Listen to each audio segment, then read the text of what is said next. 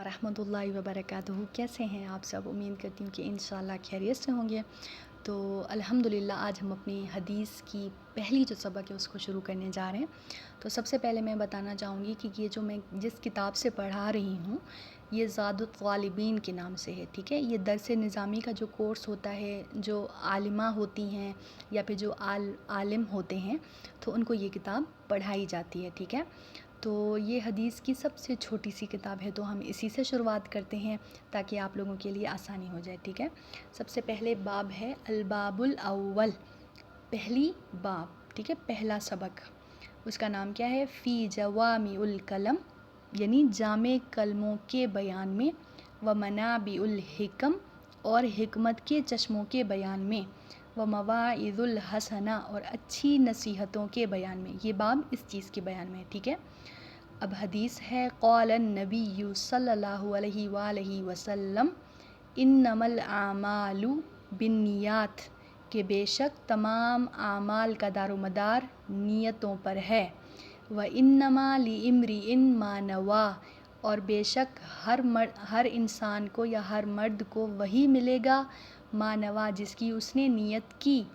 فمن کانت ہجرتہ الی اللہ ورسولہ، اور جس نے ہجرت کی اللہ کی طرف اور اس کے رسول کی طرف، یعنی جس نے نیت کی اللہ کو پانے کی اور اس کے رسول کو پانے کی، فہجرتہ الی اللہ ورسولہ، تو اس کی ہجرت اللہ اور اس کے رسول کی طرف ہی ہے۔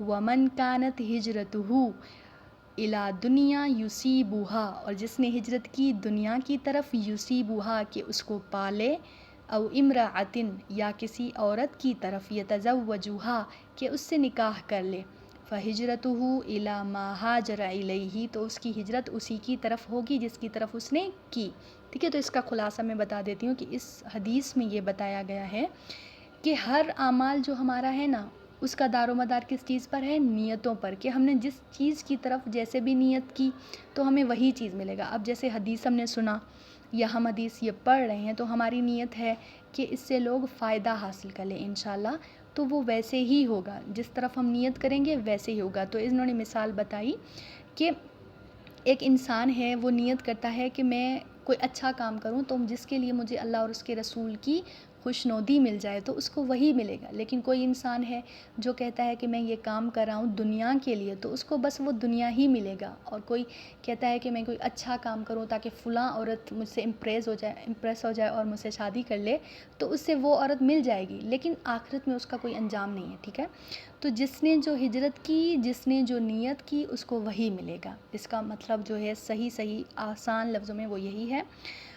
اور سب سے پہلے حدیث ہم نے اس حدیث سے شروع کی، اس کا وجہ جو ہے وہ یہ ہے کہ جتنے بھی علماء کرام ہیں، یہاں تک کہ امام بخاری صاحب، انہوں نے بھی اپنی صحیح بخاری کتاب جو ہے اس کی شروعات اسی حدیث سے کی۔ اس کی وجہ یہ ہے کہ ہم کوئی بھی کام شروع کریں، حدیث یا کچھ بھی، تو ہمیں سب سے پہلے اپنی نیت جو ہے وہ درست کرنی چاہیے۔